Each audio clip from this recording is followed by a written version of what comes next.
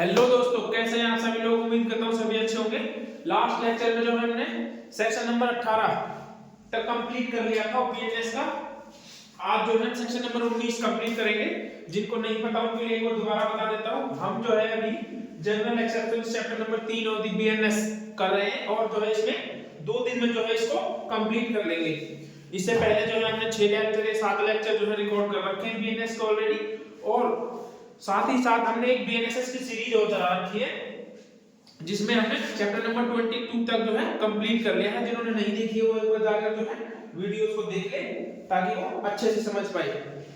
और जो कोई भी वीडियो को पहली बार देख रहा है वो जो है मैं उनको सजेस्ट करूंगा कि आप जो है पीछे से जितनी भी वीडियोस है उनको देखते हुए आए ताकि जो है आपको प्रॉपर समझ में आए कि क्या चल रहा है। लास्ट में हमने सेक्शन नंबर 18 तक कंप्लीट कर लिया था। अब अगर हैं सेक्शन नंबर 19, इसको हम डॉक्ट्राइन ऑफ नेसेसिटी भी बोलते हैं। ठीक है, डॉक्ट्राइन ऑफ नेसेसिटी। ठीक है, और एक और बोलते हैं डॉक्ट्राइन ऑफ प्रिजर्वेशन। ठीक है, और साथ ही साथ में क्या बोलते हैं, डॉक्ट्राइन ऑफ प्रिजर्वेशन।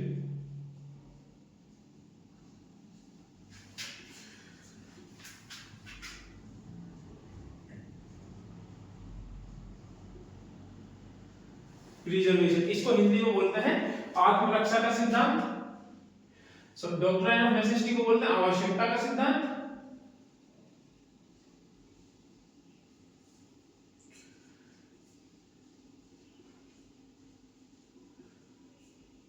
और डॉक्ट्राइन ऑफ प्रिजर्वेशन को बोलते हैं आत्मरक्षा का सिद्धांत। ठीक है, हिंदी में।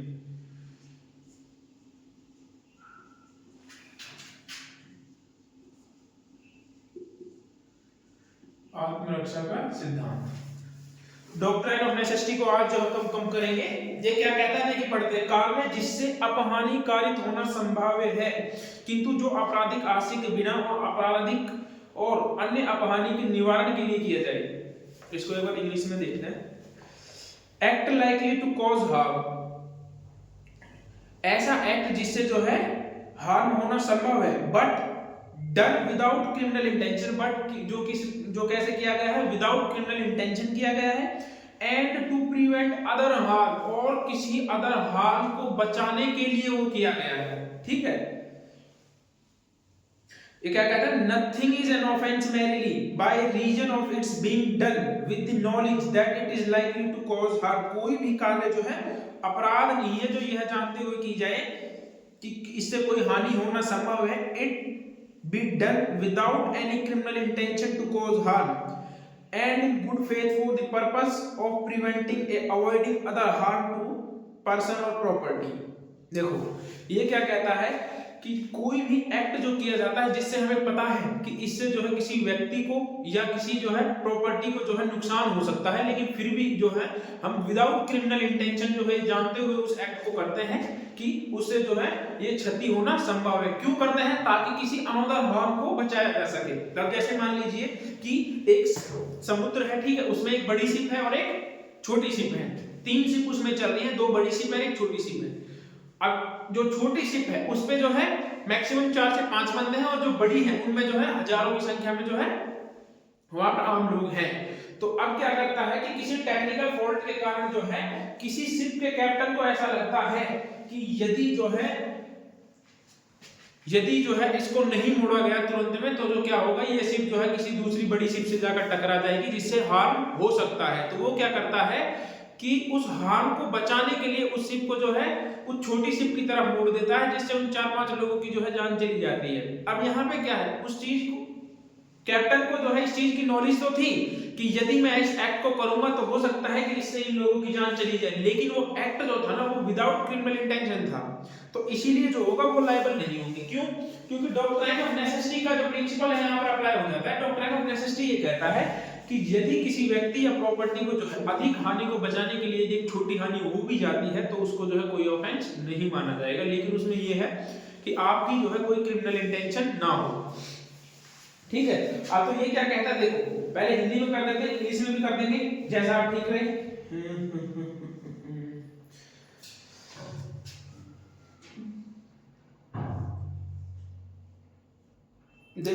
हानि वगैरह आप लिख लेना, मैं इसमें से पॉइंट लिख देता हूं कि किस लिए हो। ठीक है, देखो क्या है, act done without any criminal intention, act done without any criminal intention,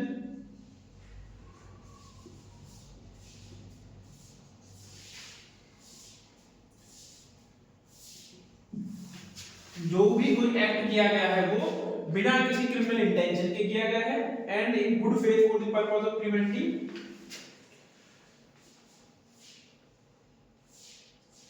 और गुड फेथ में किया गया है। ठीक है, इसलिए किया गया है preventing to avoid any other harm, preventing to avoid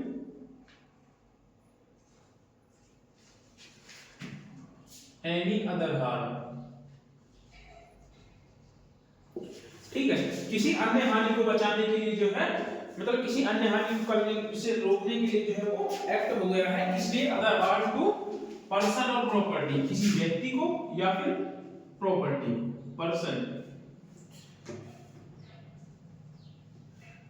और प्रॉपर्टी। ठीक है,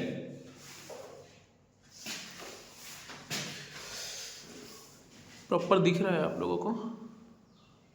आई थिंक ये ब्लर हो जा रहा है ना। ठीक है, कोशिश करते हैं थोड़ा बड़ा लिखने की, ताकि जो है आप लोगों को और अच्छे से दिख जाए। तो ये कहता है कि कोई भी जो एक्ट किया गया है ना, जिससे आइए उनको पता था कि एक्ट किया गया, तो इससे क्या हो सकता है, हार्म होना संभव है। बट वो एक्ट कैसे किया गया कि एक लाइन और लगेगा, being done with the knowledge that is likely to cause harm। इसमें यह और लिख लेना यहां से, merely reason to being done with the knowledge that likely to cause harm। ये फर्स्ट पॉइंट और बना लेंगे, ये छूट गया था। ठीक है, उसके बाद में ये 4 पॉइंट्स हैं, इनको लिख देना तोड़ के, जो है आप किसी भी सेक्शन को कर लेना। तो ये कहता है, नेसेसिटी का रूल ये कहता है कि जो है उस समय जो है आवश्यकता थी उस एक्ट को करने की, यदि इसमें ये देखा जा सकता है कि आवश्यकता है भी या नहीं भी है। जैसे कि एक केस था इसमें, R versus Dudley and Stephen, R versus Dudley and Stephen, Dudley and Stephen.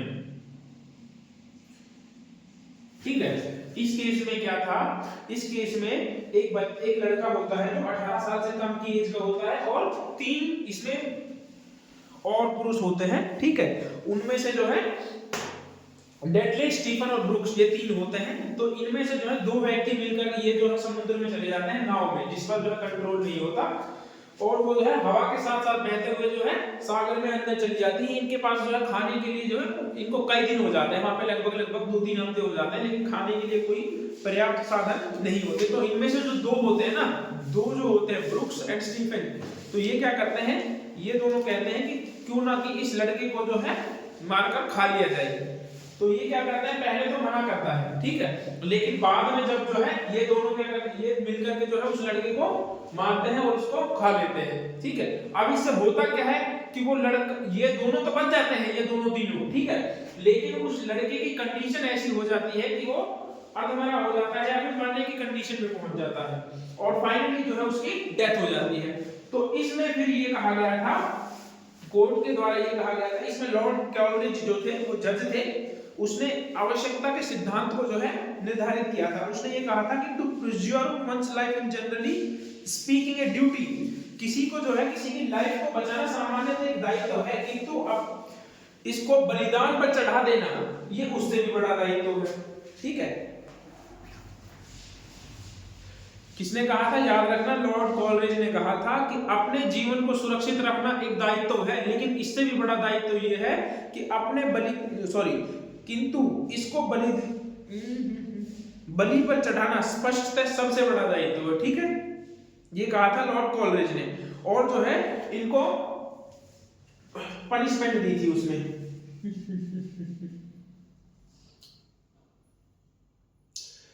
और इनको दोषी माना था। उसके बाद एक और केस था, इसी में डॉक्ट्राइन ऑफ नेसेसिटी का जो ये प्रिंसिपल है इसको डिफाइन किया गया था, लॉर्ड कॉलरिज, याद रखना। ठीक है, क्या नाम था? Lord Coleridge. जज का नाम याद रखना, इस केस में क्या था? Lord Coleridge. पूछ लेते हैं, ठीक है। लॉर्ड कॉलरिज जो इसमें जज थे। इसमें दो केस और थे, बिशम्बर वर्सेस लूमर। एक मिनट,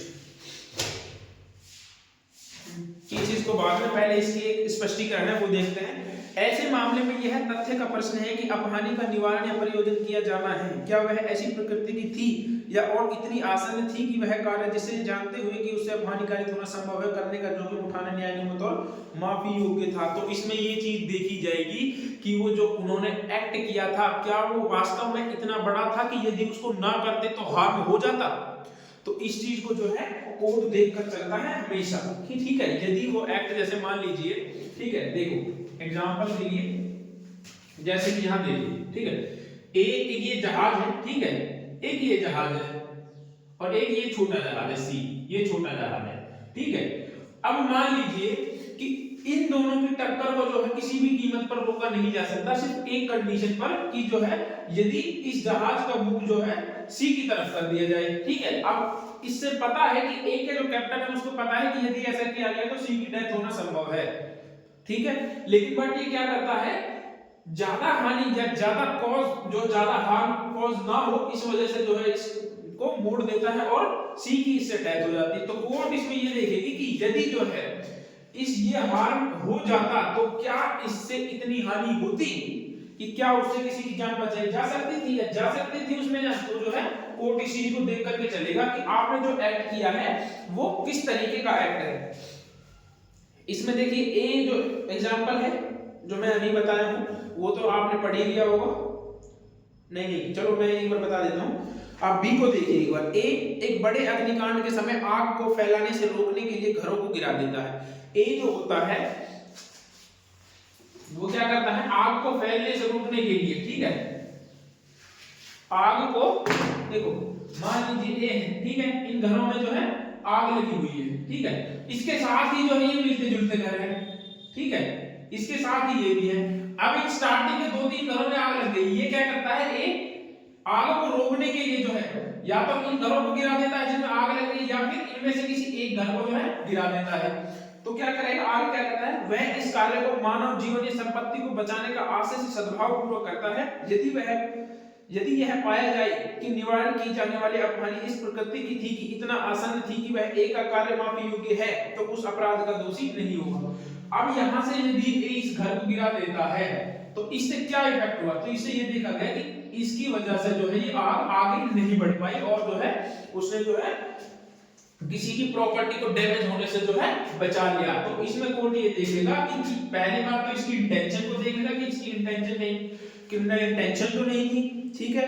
दूसरे देखेगा कि क्या एक्ट इतना बड़ा था वास्तव में कि जिससे उसकी डैमेज हो सकता था प्रॉपर्टी को, ठीक है। फिर तीसरा देखेगा कि क्या जो इन्होंने एक्ट किया है ये माफी योग्य है या नहीं है। तो ये था सेक्शन नंबर 19। आई होप आपको समझ में आया होगा। सेक्शन नंबर 19 के जो है अब मैं कुछ आपको जो है एसेंशियल एलिमेंट्स लिखवा देता हूं।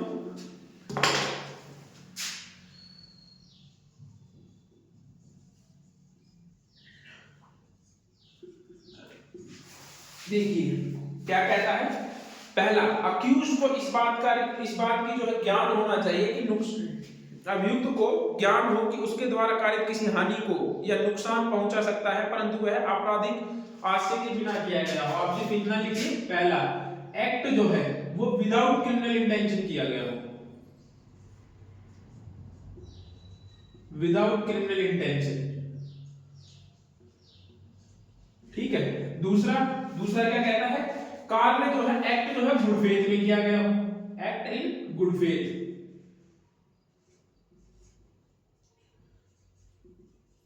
गुड फेथ में किया गया हो। थर्ड क्या कहता है, थर्ड को देखते हैं। थर्ड कहता है वह कार्य किसी बड़ी नुकसान को बचाने के उद्देश्य से किया गया हो, ठीक है, बड़े नुकसान से बचाने के लिए किया गया हो।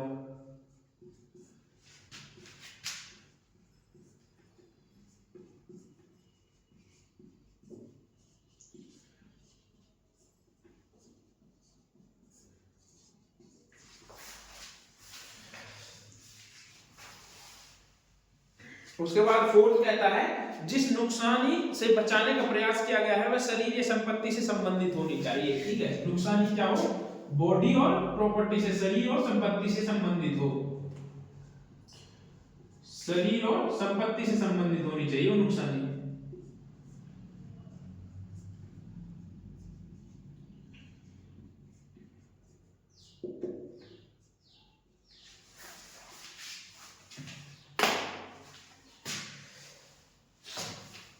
तो ये जो है चार इसके एसेंशियल एलिमेंट्स हैं, आप लोग इनको लिख लीजिएगा। उसके बाद इसमें कुछ केसेस हैं, नोट कर लीजिएगा वीडियो को रोक करके। डॉक्ट्राइन ऑफ नेसेसिटी मैंने बता ही दिया है। डॉक्ट्राइन ऑफ नेसेसिटी क्या है, आवश्यकता का सिद्धांत होता है जिसमें जो है इस चीज को देखा जाता है कि क्या वो एक्ट इतना जरूरी था कि जिससे जो है उसको हार्म कॉज किया या किसी की डेथ कारित कर दी। ठीक है, इसमें कुछ केस थे, मैं उन केसेस का नाम लिखवा देता हूं। पहले ये तो 17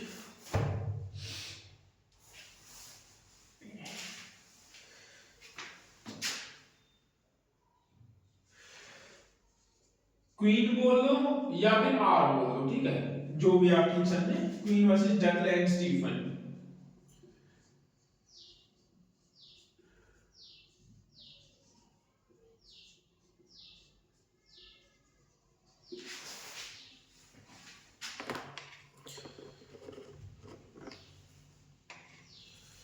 queen versus Dudley and Stephen.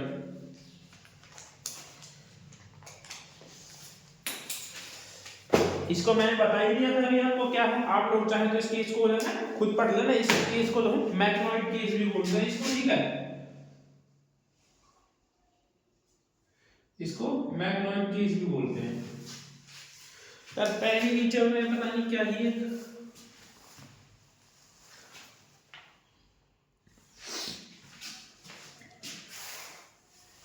चलो दोनों में से जो भी ठीक होगा उसी से लिख देते हैं। एक केस था बिशंबर वर्सेस रूमल, ठीक है, एक ही हो गया, एक ही हो गया। एक था बिशंबर वर्सेस रूमल, आधा हिंदी आधा इंग्लिश, क्या है यार, ठीक है। एक ब्राउनिंग वर्सेस स्टेट था,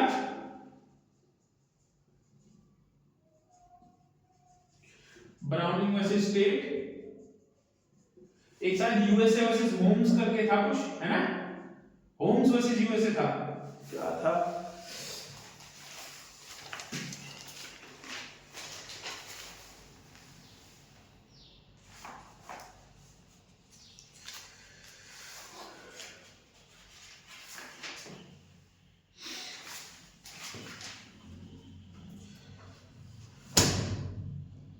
यूएसए वर्सेस होम्स था, यूएस वर्सेस होम्स, ठीक है। एक था, एक कौन सा था, एक क्या था, अटॉर्नी जनरल आयरलैंड वर्सेस, इसको भी देख लेना,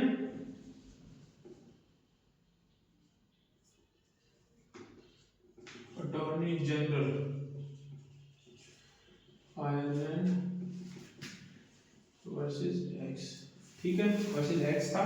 एक था आर वर्सेस डनलैंड स्टीफन, ये आपको लिखवा दिया। इसमें आर वर्सेस डनलैंड स्टीफन में जज का नाम कौन था, याद रखना, लॉर्ड कॉलरिज।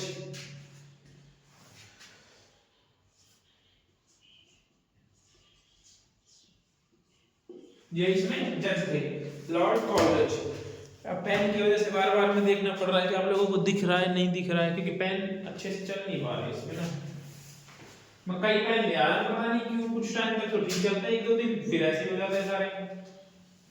आप लोगों को पता हो तो जरूर बताना मुझे, ठीक है। तो ये सारे जो है इसमें केसेस थे, एक नाम याद रखना, 4-5 केसेस हैं जो इंपॉर्टेंट है, जो पूछ लिए जाते हैं एग्जाम में। आप लोग जो है इनको एक बार पढ़ लेना। इसका तो मैंने बता ही दिया है आपको। अब आते हैं हम सेक्शन नंबर 20 पर।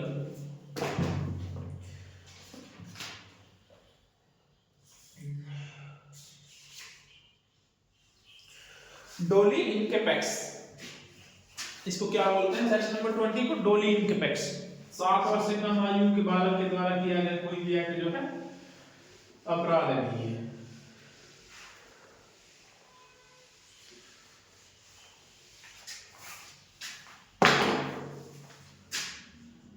सेक्शन नंबर 20 ये क्या कहता है? डोली इनकैपेक्स, या फिर इसको बोलते हैं 7 ईयर से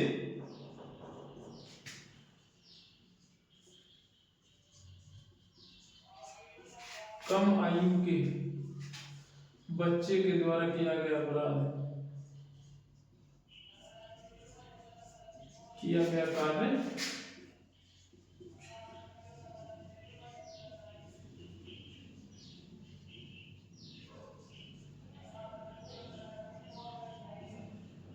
अपराध नहीं है। ठीक है,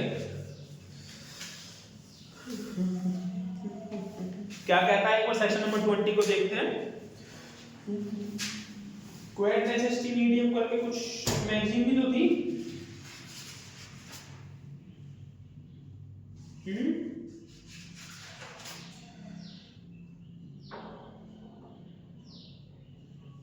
चलो इसको बाद में लिखवा देंगे, कोई 20 को कर लेंगे। 7 वर्ष से कम आयु के शिशु का कार्य, कोई भी बात अपराध नहीं है जो 7 वर्ष के कम आयु के शिशु के द्वारा की जाती है। मतलब ऐसा कोई भी एक्ट जो है ऑफेंस नहीं होगा जो 7 वर्ष से कम आयु के बालक के द्वारा किया जाए। ठीक है, मतलब कि अगर किसी बच्चे की उम्र जो है 7 साल से कम है या फिर 7 साल की है एक्यूरेट, और वो जो है कोई ऐसा एक्ट कर देता है जिससे जो है मतलब कोई ऐसा कार्य कर देता है, मतलब जैसे मान लो पॉइजन वगैरह किसी के खाने में गलती से मिला देता है। 7 साल के बच्चे के बारे में लॉ ये प्रिज्यूम करके चलता है कि उसको इस चीज की जानकारी नहीं होती है कि वो इन चीजों को समझ पाए। ठीक है, तो वो क्या करता है, लॉ कहता है कि 7 वर्ष से कम आयु के जो बच्चे हैं ना उनके द्वारा यदि कोई एक्ट किया जाता है जिनसे अपराध कमिट हो जाता है तो उनको जो है उसके लिए पनिशेबल नहीं किया जाएगा।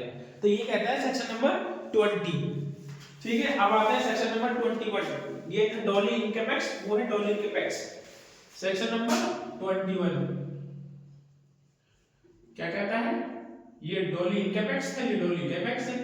इनकैपेक्स मतलब करने में अनकम्प्लीट था। ठीक है, इनकम्प्लीट था, लेकिन ये जहां पे जो है ये कंप्लीट माना जाएगा 7 से लेकर के 7 साल से ज्यादा और 12 साल से कम ईयर के जो कोई चाइल्ड है वो कोई ऐसा एक्ट करता है जिससे जो है कोई ऑफेंस कमिट होता था, उसके लिए उसको लायबल ठहराया जा सकता है। और किन कंडीशंस में ठहराया जा सकता है उनकी बात करेंगे, और कब नहीं ठहराया जा सकता उसके भी बारे में बात करेंगे।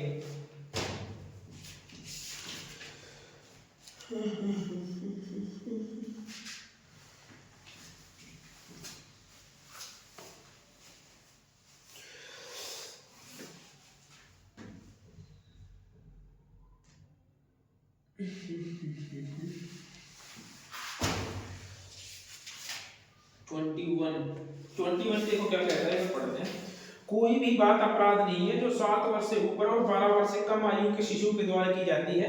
उसकी समझ इतनी परिपक्व नहीं हुई है कि वह अवसर पर अपने आचरण की प्रकृति और परिणामों का निर्णय कर सके। देखो, यदि कोई 7 साल से ज्यादा किंतु 12 साल से कम आयु कोई बालक जो है कोई ऐसा एक्ट कर देता है जिससे कोई ऑफेंस कमिट हो जाता है तो उसको जो है जनरली जो है उसको भी लायबल नहीं ठहराते। लेकिन उसमें क्या देखी जाती है, उसमें एक चीज देखी जाएगी कि उसकी परिपक्वता, हिंदी में बोलते हैं परिपक्वता, परिपक्वता। ठीक है, इंग्लिश में बोलते हैं मैच्योरिटी, मैच्योरिटी। ठीक है, मैच्योरिटी देखी जाती है उससे, उसकी मैच्योरिटी देखी जाएगी कि जो उसने एक्ट किया है क्या उसके एक्ट को वो जो उसके परिणाम निकले थे क्या उनको समझने के लायक था भी या नहीं। जैसे कि मान लीजिए कि ए एक पर्सन है, ठीक, ए एक चाइल्ड है, जैसे कि एग्जांपल के लिए, ठीक है, ए एक चाइल्ड है जो क्या करता है, एक गोल्ड रिंग को चोरी कर लेता है, गोल्ड रिंग को क्या कर लेता है, चोरी करता है, थेफ्ट कर लेता है। ठीक है, और क्या करता है, उस गोल्ड की रिंग के बदले में जो है वो 2-4 रुपए की कोई टॉफी ले आता है। ठीक है, तो अब इससे लोग किसी को क्या प्रिज्यूम करके चलेगा कि ये भाई बालक था, इसको तो पता ही नहीं है कि गोल्ड की एक्चुअल कीमत क्या थी, और वो जाकर के जो है एक टॉफी को ले आता है। तो इससे पता चलता है कि उसके अंदर जो है भी परिपक्वता नहीं आई है। और यदि वो उस एक्ट के कॉन्सिक्वेंसेस को समझ रहा है कि वो जो कर रहा है वो अपने आप में एक अपराध है।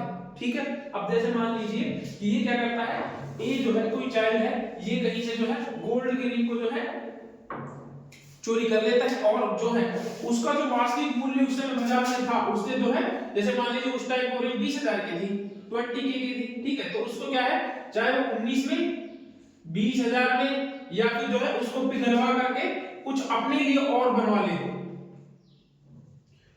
पिघलाकर कुछ और में जो है अपने लिए कन्वर्ट करवा ले। तो इससे क्या समझा जा सकता है उसके बारे में? तो इससे यही है कि यदि वो इतना एक्ट कर रहा है तो इसका मतलब ये है कि वो उन चीजों के कॉन्सिक्वेंसेस को समझ पा रहा है और उसको एक मैच्योर की तरह जो है ट्रीट किया जाएगा, और तब जो है उसको जो है थेफ्ट के लिए लायबल ठहराया जाएगा। लेकिन यदि वो मैच्योरिटी एज उसने प्राप्त नहीं करी है तो जो होगा उसको लायबल नहीं ठहराया जाएगा। ये कहता है सेक्शन नंबर 21।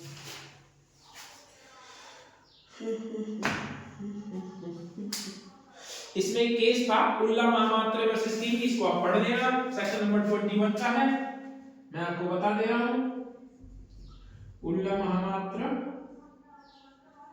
वर्सेस किंग, ठीक है, ये केस है, इसको आप पढ़ लेना, ये 21 में है, इंपॉर्टेंट केस है, पूछ लेते हैं एग्जाम में।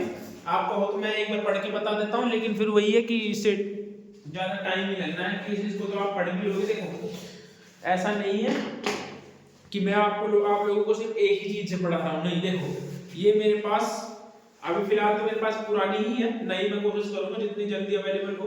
ये मेरे पास एक आईपीसी की बुक है पूरी, ठीक है, ये एक बाय लैंग्वेज बेयर एक्ट है, ठीक है, जिससे मैं आप लोगों को पढ़ाता हूं।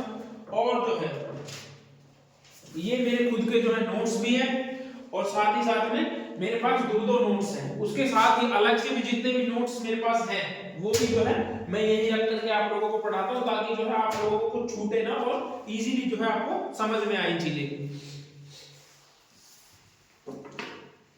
तो सेक्शन नंबर 21 हो गया। अब आते हैं सेक्शन नंबर 22। ये कहता है विकृचित व्यक्ति का कार्य। विकृचित व्यक्ति, act of a person of unsound mind. Unsound mind का कोई भी एक्ट जो है अपराध नहीं होता है। क्या कहते हैं? देखो कोई भी बात अपराध नहीं है जो ऐसे व्यक्ति द्वारा की जाती है जो उसे कार्य करते समय चित्त विकृति के कारण उस कार्य की प्रकृति या कि वह जो कुछ वह कर रहा है दोषपूर्ण या विधि के प्रतिकूल है जानने में असमर्थ है। इसका मतलब क्या है? जैसे मान लीजिए कि कोई अनसाउंड माइंड है, ठीक है, और वो कोई एक्ट कर रहा है, मतलब किसी के खाने में जहर मिला दे रहा है, किसी के घर से कुछ उठा के ले जा रहा है, किसी की गोल्ड की रिंग को ले गया, ठीक है, किसी की बंदूक उठा के ले गया, किसी को फायर कर दिया। अब उसको ये पता ही नहीं है, वो पागल व्यक्ति को आपने देखा होगा ना, जैसे मान लीजिए फिल्मों में होता है, किसी के हाथ में गन आ गई तो उसको शूट कर दिया, उसको पता ही नहीं है कि क्या है, तो होगा उस तरीके के जो कोई भी अनसाउंड माइंड पर्सन है तो उसके लिए जो है उसको कोई सजा नहीं दी जाएगी। और एक मिनट रुकना दोस्तों,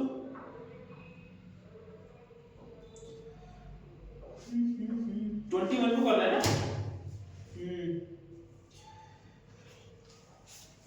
21 देखो 21 में जो विकृचितता होती है ना, 21 के कब मानी जाएगी विकृचितता? अरे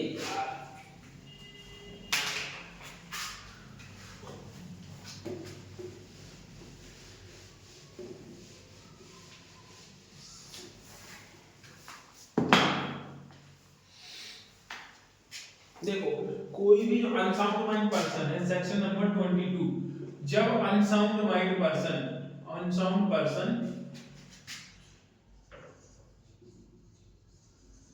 पर्सन जो है क्या ना समझ पा रहा हो, पहला कार्य की प्रकृति को, ठीक है,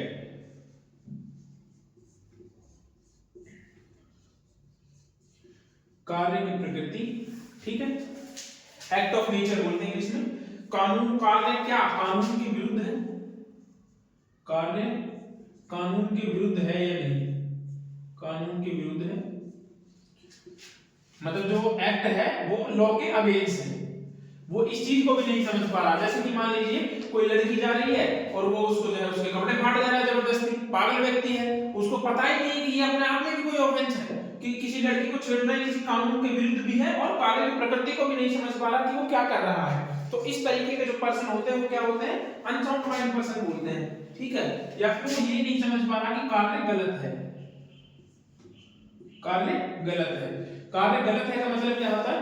बहुत से लोग जो होते हैं अपने एक डिल्यूजन में होते हैं, वे एक भ्रम में होते हैं कि उनको सिर्फ वही दिखाई देता है। कुछ ऐसे स्पेसिफिक पर्सन है, आपने देखा होगा फिल्मों में भी, जो किसी स्पेसिफिक नाम के पीछे जो है किसी को यदि कोई स्पेसिफिक नाम बोल देते तो उसी के पीछे वो पागल हो जाता है उस तरीके से। तो वो क्या होता है, डेल्यूजन होता है, वो उस भ्रम में जी रहे होते हैं कि जैसे ही वो उनके आगे जो है वो घटना होती है या फिर उसका नाम वगैरह लेते हैं तो वो जो है तुरंत जो है हाइपर हो जाता है। और जो ये चित्त विकृतता या अनसाउंड माइंडनेस हो सकती है ना, कई तरीके से हो सकती है। कैसे कैसे हो सकती है, चार पांच तरीके से हो सकती है। पहला, ये जो है इडियट होते हैं, जो जड़ होते हैं, ठीक है। दूसरी होती है जो विकृतता होती है, वो एक बीमारी के कारण भी आ सकती है। तीसरा जो होती है जो उन्मत्त या पागल होता है जन्म से ही। और एक होता है मध्य व्यक्ति। मध्य व्यक्ति जो होता है वो दारू वगैरह पी करके भी जो है अनैच्छिकता के कारण भी हो सकता है, जिसको हम आगे नहीं पढ़ेंगे। इसमें कुछ केस थे जिनको आप लोगों को पढ़ना है यदि इसको समझना है तो। जो मैंने अभी बताया था ना, इंसेन डिल्यूजन टेस्ट, ठीक है। इंसेन डिल्यूजन ये किसी भ्रम में होने के कारण जो कोई किसी व्यक्ति को मार भी सकता है। ये कितना खतरनाक है देखो, ये मैं अभी आपको बताऊंगा। इसका एक केस है मेरे पास, याद भी है उसको। केस का नाम है हैडफील्ड केस, ठीक है। लेकिन मैं एक बार देख रहा हूँ बुक में से पढ़ के आप लोगों को प्रॉपर बता दूंगा कि क्या था इसमें।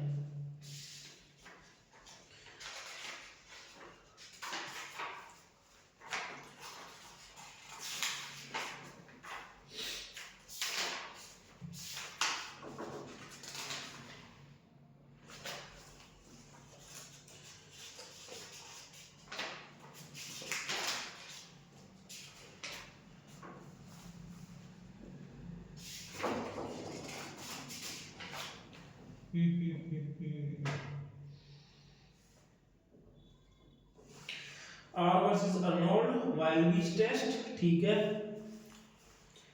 उसके बाद एक केस था, ये हो गया। हाँ देखो, केसेस के नाम लिख लेना, इसको आपको पढ़ना है। और इसमें जो है मैं साथ ही साथ लिखवा देता हूँ कि कौन सा केस जो है किसके लिए है। देखो, इंसेन डिलीजियस टेस्ट जो होता है वो किसमें, इंसेन डिलीजियस टेस्ट, ठीक है ना, डिलीजियस टेस्ट। ये एक तरीके का टेस्ट होता है जिसमें व्यक्ति जो होता है भ्रम में होता है।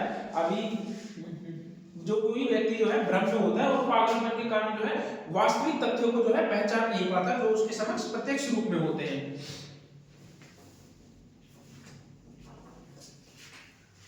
और इसमें जो है कि ये चेक किया जाता है, इस टेस्ट के थ्रू ये चेक किया जाता है कि जब कोई ऑफेंस वो कर रहा था इस ऑफेंस को, तो क्या वो उस ऑफेंस को करते समय वास्तव में उस जो भ्रम था उसके सामने, उस भ्रम में आकर के जो उसने ऑफेंस किया, या फिर जो है जानबूझकर उसने ऑफेंस किया।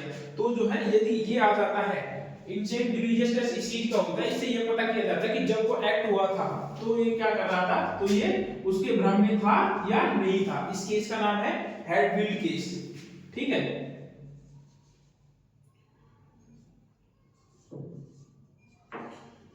हैडफील्ड केस बोलते हैं इसको, याद रखना। हैडफील्ड केस में जो है ये डेवलप हुआ था ये टेस्ट जो है, इंसेन डिलीजियस टेस्ट, ठीक है। इसके बाद एक केस था मैकनाटन रूल भी कहते हैं, मैकनाटन केस को मैकनाटन रूल भी कहते हैं। आप इसको कैसे भी याद रख सकते हैं, मैकनाटन के नाम से भी याद रख लें।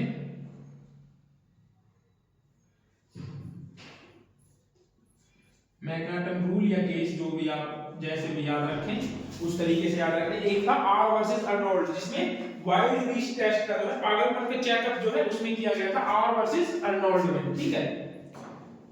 आर वर्सेस अर्नोल्ड, इन तीन केसेस को याद रखिएगा। इसमें पागलपन के चेकअप किया जाता है, ठीक है, पागलपन।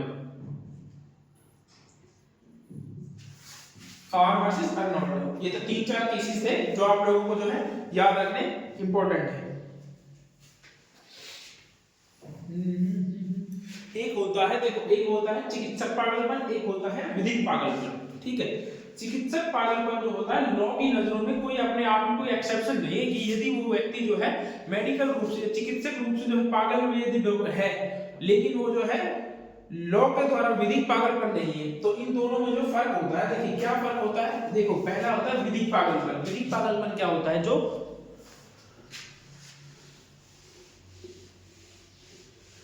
देखो विधिक पागलपन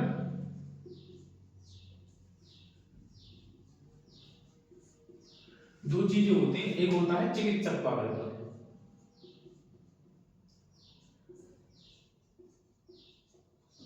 ठीक है। पहला, ये जो होता है कंप्लीटली डॉक्टर्स की राय पर निर्भर करता है, ठीक है, डॉक्टर्स की राय पर। लेकिन ये ऐसा नहीं है, ये क्या करता है, ये इस चीज को देखता है कि जब वो ऑफेंस होता है, क्या वो लॉ को समझ पा रहा था उस टाइम पे, क्या वो लॉ जो एक्ट कर रहा था उसकी नेचर या उसके कॉन्सिक्वेंसेस को समझ पा रहा था, क्या वो ये चीज समझ पा रहा था कि जो इसके इफेक्ट निकलेंगे वो अच्छे होंगे कि या बुरे होंगे, ठीक है। एक्ट को उस समय समझने में असमर्थ हो, किसी भी एक्ट को समझने में असमर्थ हो। जब मैं एक समझा दूंगा आपको, दूसरा ऑटोमेटिक समझ में आ जाएगा, ठीक है। एक मिनट पहले एक करके लिखवा देता हूं।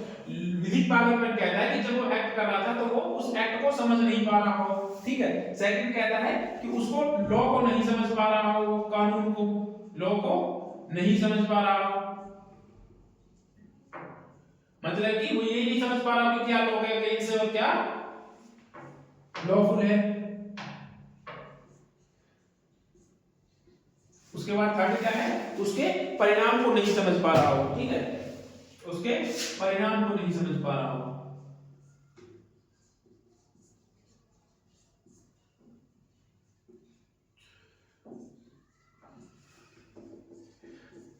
अगर कोई व्यक्ति, जैसे मान लीजिए डॉक्टर्स हैं, ठीक है, आपने देखा होगा पागलपन कई तरीके का होता है, ठीक है। डॉक्टर्स ने किसी व्यक्ति को पागल डिक्लेयर कर रखा है, मतलब किसी को इंसेन बना बोल रखा है, अनसाउंड माइंड है, ठीक है, विधिक रूप से वो पागलपन है, लेकिन उसका पागलपन में जो है उसको दौरे आते हैं। जैसे मान लीजिए कि उसको जो है अभी दौरे आ रहे हैं, कुछ टाइम बाद वो ठीक हो जाएगा, वो अच्छे से व्यवहार करने लगेगा, उसको सारी चीजें समझ में आएंगी, लेकिन थोड़े टाइम बाद फिर उसको दौरे आ जाते हैं। तो ये क्या होता है, ये भी एक तरीके का पागलपन होता है। तो लॉ इसी वजह से जो है किसी को विधिक पागलपन और चिकित्सक पागलपन में अंतर करता है। क्यों? जैसे मान लीजिए कि मैं हूं, खुद लगा लीजिए मुझसे कि मैं हूं और मुझे दौरे आते हैं, इस टाइम पे मैं पागल हूं, लेकिन कुछ टाइम बाद मैं ठीक हो जाता हूं, और जब मैं ठीक था उस टाइम पे मैं जो है किसी का मर्डर कर दे रहा हूं, और उस टाइम पे मेरे को ये चीज मालूम थी कि जो मैं कर रहा हूं ये गलत है, ठीक, और इसके एक्ट के जो कॉन्सिक्वेंसेस होंगे वो भी मेरे को क्लियरली दिख रहे थे, और जो मैं एक्ट कर रहा था वो लॉ के विरुद्ध था, ये चीज मेरे को पता थी, लेकिन फिर भी मैंने जो है एक्ट किया उस समय, और उस एक्ट को करने के बाद में मैं फिर से क्या हो जाता हूं, मैं फिर से जो है मुझे दौरे आने लग जाते हैं, और मैं फिर एक जो है चिकित्सक पागलपन या अनसाउंड माइंड पर्सन बन जाता हूं। तो उससे क्या होगा कि यदि मैं जो है अनसाउंड माइंड पर्सन भी हूं, डॉक्टर्स की राय में चिकित्सक पागलपन भी है, तो क्या वो लॉ की नजरों में पागलपन है, तो उसको जो है पागलपन नहीं माना जाएगा, और उसको जो है उसको ऑफेंस की पनिशमेंट दी जाएगी। क्यों दी जाएगी? क्योंकि जब वो एक्ट कर रहा था ना, उस समय जो है वो उस चीज को समझ पा रहा था कि वो जो एक्ट कर रहा है वो गलत है या फिर अगेंस्ट द लॉ है, तो इसीलिए जो है उसको पनिशेबल किया जाएगा। उसके बाद आते हैं हम सेक्शन नंबर 23। अब देखो दो सेक्शन जो है इंटॉक्सिकेशन से स्टार्ट होते हैं। इंटॉक्सिकेशन मींस जो एक तो होती है अनैच्छिक मत्ता, एक होती है ऐच्छिक मत्ता, मतलब कि किसी व्यक्ति को जो है जान, एक तो अनजाने में किसी व्यक्ति को जबरदस्ती जो है इंटॉक्सिकेशन या कोई ऐसा पदार्थ दे दिया जाए जिससे वो होश में ना आए, एक होता है जानबूझकर, ठीक है। जो अनैच्छिक मत्ता होती है वो होता है सेक्शन नंबर 23, और जो होती है ऐच्छिक मत्ता होती है वो जो होता है 24। ऐच्छिक मत्ता मतलब वॉलंटियरली वो खुद नशा कर रहा है, और 23 में जो है खुद नशा ना करके उसको जबरदस्ती करवाया जा रहा है, या फिर उसको पता ही नहीं था कि किसी ने जो उसमें कुछ मिला करके दे दिया है। तो दो सेक्शन है इंटॉक्सिकेशन से संबंधित है, ठीक है। इंटॉक्सिकेशन दो सेक्शन है, देखिए 23 एंड 24। ये होता है against his will, against his will, ये किसी की सहमति के विरुद्ध जो है उसके खिलाफ किया जाता है, और ये किया जाता है विल के साथ में, ये सहमति के साथ में किया जाता है। ये 23 में जो है उसकी सहमति के विरुद्ध किया जाता है, और इसमें जो है 24 में सहमति के साथ किया जाता है।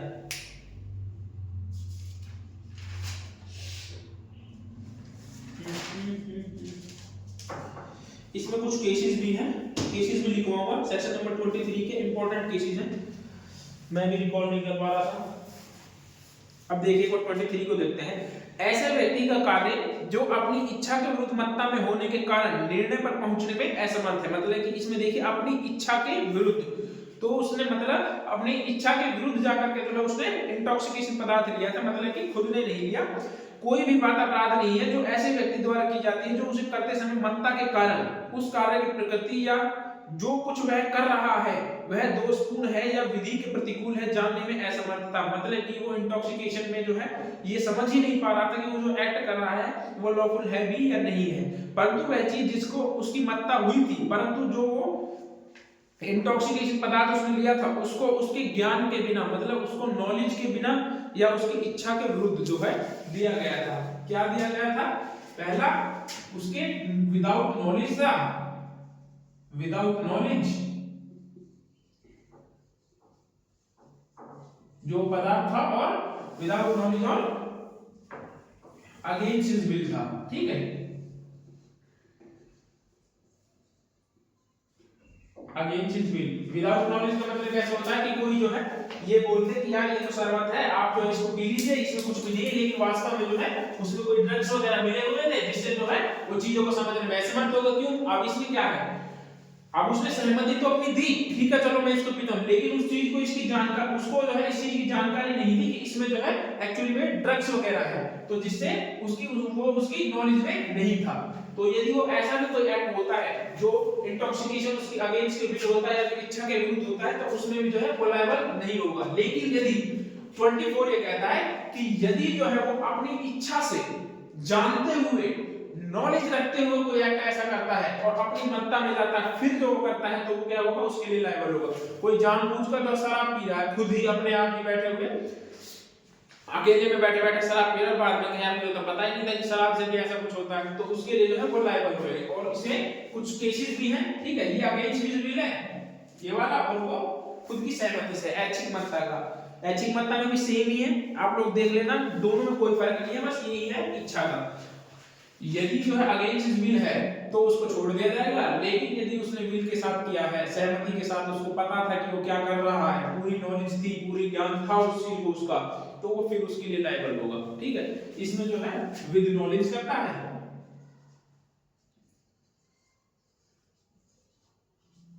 विद नॉलेज और with the consent, with consent कोई एक्ट करता है या फिर अपनी खुद की विल से करता है। ठीक है, तीनों में से कुछ भी जो है वो करता है तो उसके लिए वो स्वयं लायबल होगा। इनके कुछ केस थे, आर वर्सेस रेनिंजर वर्सेस फर्गुसन, ठीक है, देख लेना 23 और 24 के। पहला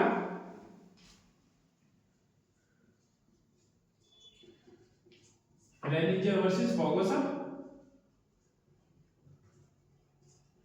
आप लोगों का केस कोई भी मैं जो है छूटने नहीं दूंगा। एक था DPP versus beards, DPP versus beards, एक था डीपीपी वर्सेस बियर्ड्स, के बाद था Vasudev versus state of PEPSU,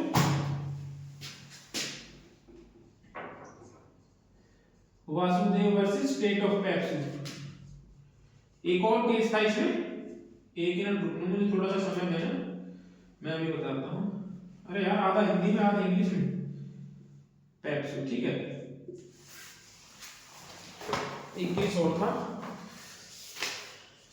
तो याद रखें,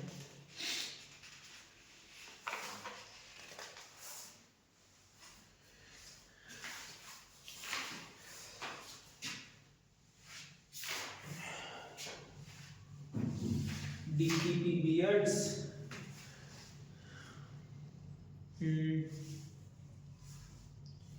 रेनिंजर फर्गुसन, ये भी हो गया। एक ये था,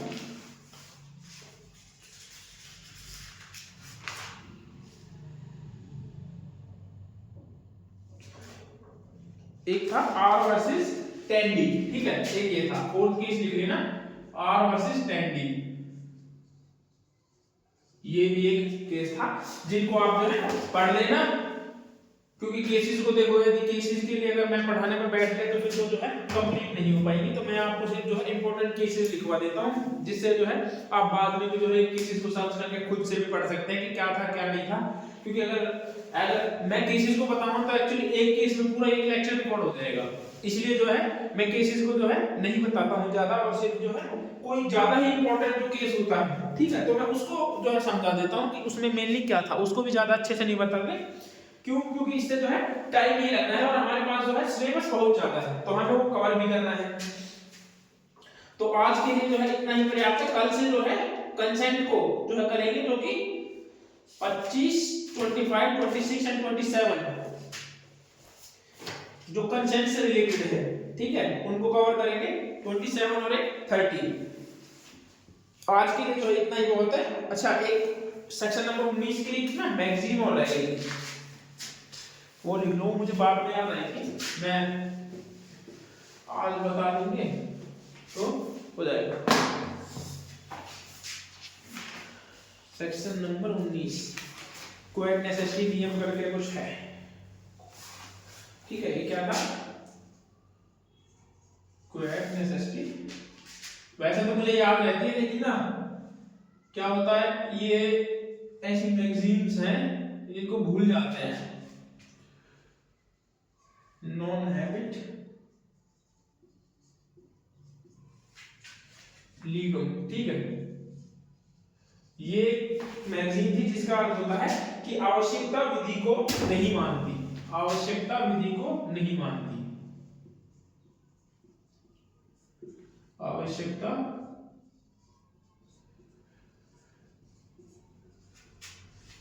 विधि को नहीं मानती।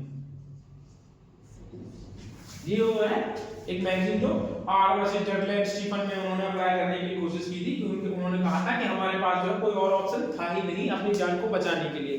तब लॉर्ड कॉलरेज ने ये कहा था कि सामान्यतः अपने जीवन को बचाने का दायित्व हो सकता है, लेकिन अपने जीवन को जो है बलिदान कर देना ये सबसे बड़ा दायित्व है, ठीक है। लॉर्ड कॉलरेज ने कहा था उसके, और उसमें जो है क्वेट नेसेसिटी नॉन हैबिट लीगम जो ये मैगजीन की उसने परिभाषित किया था। आई होप आप लोगों को समझ में आ रहा होगा। आप लोगों को जो है अगर यदि कोई पहली बार वीडियो देख रहा है तो उससे मेरी रिक्वेस्ट है दोबारा से कि आप जो है एक बार लास्ट की वीडियोस देख लीजिए, ताकि जो है आपको चीजें समझ में आए। और यदि किसी भी भाई को डाउट हो तो वो जो है इस नंबर पर मैसेज या कॉल कर सकता है कभी भी, 24 आवर्स कभी भी, और जो है मैं उसकी हेल्प जो है जरूर करूंगा, या फिर वो कमेंट में लिख सकता है तो उसके लिए जो मैं एक वीडियो बना दूंगा। तो मिलते हैं नेक्स्ट वीडियो में दोस्तों। Thank you, bye bye.